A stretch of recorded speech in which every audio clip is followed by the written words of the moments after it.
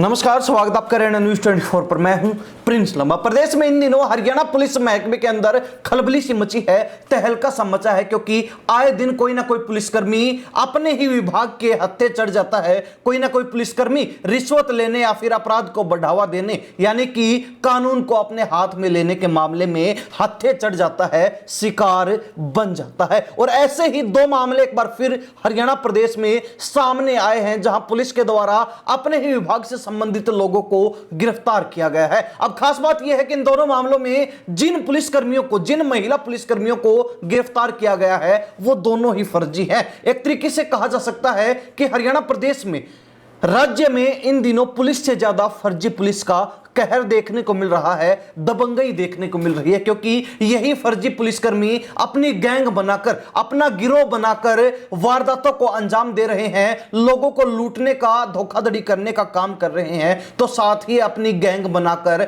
Honey trap के मामलों को भी बढ़ावा देने का काम कर रहे हैं और लाखों रुपए की मोटी धनराशि लूटने का लोगों से काम किया जा रहा है। अब दोनों ही मामलों पर विस्तार से चर्चा करते हैं और आपको बताते हैं कि किस तरीके से जो है ये फर्जी महिला पुलिसकर्मी, जिसमें एक अपने आप को इंस्पेक्टर बता रही है तो दूसरी एएसआई बताती है, हत्थे चढ़ गई, दोनों ही जो है पुलिस का निशाना बन गई, मोहरा बन गई। बात करें पहले मामले की, जो कि सोनीपत से है। यहां पर एक महिला जो अपने आप को इंस्पेक्टर बता रही थी, वो सीधे महिला थाना सोनीपत में ही पहुंच गई और वहां पर जाकर रोब दिखाने लगी, दबंगई दिखाने लगी। हालांकि उसके बाद जब पुलिस को उसके ऊपर शक हुआ तो वो धर दबोची गई, उसको वहीं पर रंगे हाथों पकड़ लिया गया और उसके बाद गिरफ्तार करके कोर्ट में पेश करके रिमांड पर भी ले लिया है। अब अगर इस मामले पर विस्तार से देखें तो आपको बता दें कि भिवानी के गांव प्रहलादगढ़ की रहने वाली प्रियंका सोमवार शाम को सोनीपत महिला थाना पहुंच गई।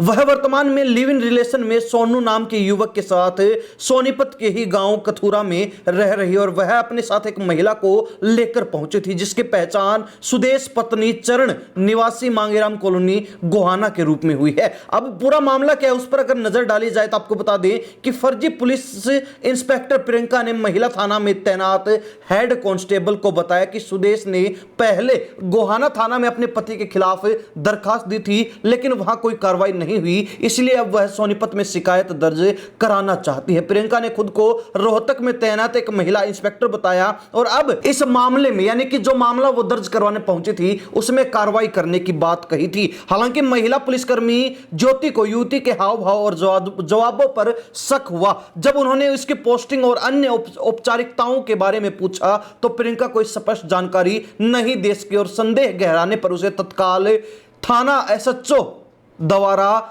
गिरफ्तार कर लिया गया। हालांकि खास बात यह है कि जो महिला अपने आप को इंस्पेक्टर बता रही थी वो खुद भी लिव इन रिलेशन में रह रही है, तो साथ ही जिस महिला की वो शिकायत दर्ज करवाने सोनीपत महिला थाना में पहुंची थी, उसका भी अपने पति के साथ मनमुटाव चल रहा है और वो उसके पति के ऊपर ही शिकायत दर्ज करवाने के लिए अपने आप को महिला इंस्पेक्टर बताकर सीधे सोनीपत महिला थाने में धमक पड़ी और वहां पर रोब दिखाने लगी, दबंगई दिखाने लगी। हालांकि जब उससे पूछताछ की गई और अन्य जो औपचारिकताओं के बारे में उससे पूछा गया, उसकी पोस्टिंग वगैरह के बारे में जानकारी लेने की कोशिश की गई, तो वह फंस गई और वो जब कोई स्पष्ट जवाब नहीं दे पाई तो उसके बाद उसको वहीं पर रंगे हाथों धर दबोच लिया गया। और खास बात यह है कि उसको कोर्ट में पेश करने के बाद अब पुलिस द्वारा रिमांड पर भी ले लिया गया है, यानी कि एक फर्जी इंस्पेक्टर को पुलिस ने थाने के अंदर ही पहुंचने के बाद रंगे हाथों दबोच लिया। हालांकि इसकी भनक पहले पुलिस को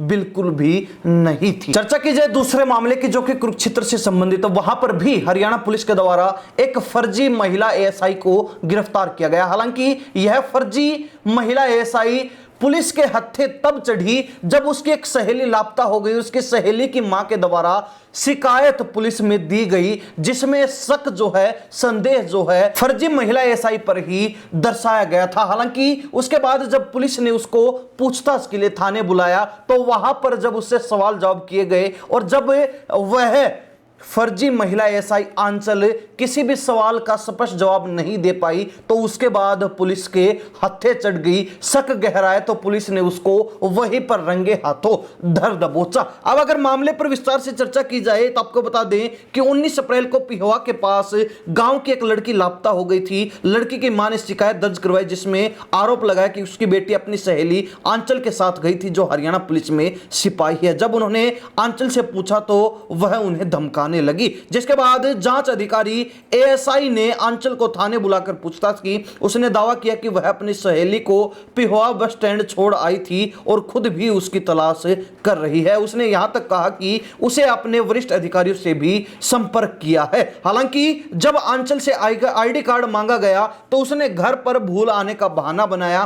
पूछताछ में उसने बताया कि उसकी ड्यूटी थाना केयूके यानी कि कुरुक्षेत्र में है, लेकिन जब वहां संपर्क किया गया तो जानकारी गलत निकली। इसके बाद आंचल को महिला पुलिस के द्वारा गिरफ्त में ले लिया गया। खास बात यह कि उस समय आंचल थाने के अंदर बिना वर्दी के पहुंची थी, क्योंकि वो फर्जी थी। तो ऐसे में अगर वो वर्दी में पहुंचती तो वहां पर पहले ही उसको धर दबोच लिया जाता। लेकिन जब वो सवालों के घेरे में फंसी, सवालों में उलझी, तो उसके बाद महिला पुलिस ने उसको गिरफ्तार कर लिया। खास बात यह भी है कि आंचल के पास ना केवल एएसआई की वर्दी बल्कि सिपाही की वर्दी भी प्राप्त हुई है, जिसको उसके घर वालों के द्वारा पहले ही बेदखल कर दिया गया। क्योंकि इस मामले में जब आंचल के परिवार वालों को बुलाया गया तो उन्होंने आने से साफ इनकार कर दिया और पुलिस को स्पष्ट जवाब दिया गया कि उन्होंने उसको पहले ही बेदखल कर रखा है और आंचल से उनके परिवार वालों का कोई भी लेना देना नहीं है। जिसके बाद यह महिला जो फर्जी एएसआई बनी घूम रही थी उसको धर दबोचा गया और अब जो है इस मामले में उसके ऊपर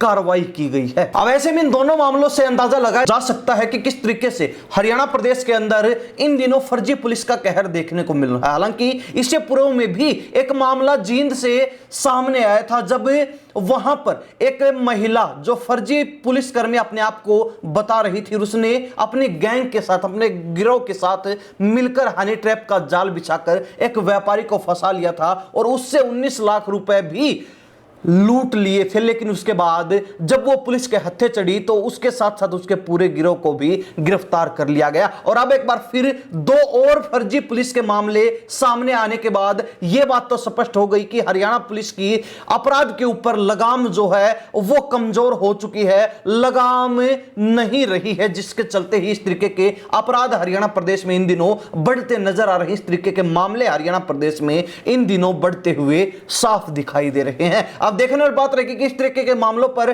कितनी जल्दी जो है रोक लग पाती है। जो लोग अपने आप को फर्जी पुलिसकर्मी बनकर रोब झाड़ते हुए नजर आते हैं, उनके ऊपर कितनी जल्दी कार्रवाई हो पाती है और ऐसे लोगों की क्या और भी शिनाख्त हो पाएगी, क्या ऐसे लोगों पर और भी संदेह होने के बाद गिरफ्तार किया जाएगा, यह भी देखने वाली बात रहेगी। परंतु जिस तरीके से आए दिन इस तरीके के आपराधिक मामले सामने आ रहे हैं, उससे पुलिस की छवि पर तो सवालिया निशान लग ही रहे हैं, साथ ही हरियाणा सरकार की छवि भी धूमिल होती हुई साफ नजर आ रही है। हरियाणा प्रदेश की जनता इन मामलों को लेकर क्या राय रखती है, कमेंट के माध्यम से जरूर लिख दीजिए। इन्हीं सब बातों के साथ मैं प्रिंस लांबा, हरियाणा न्यूज़ 24। नमस्कार, जय हिंद।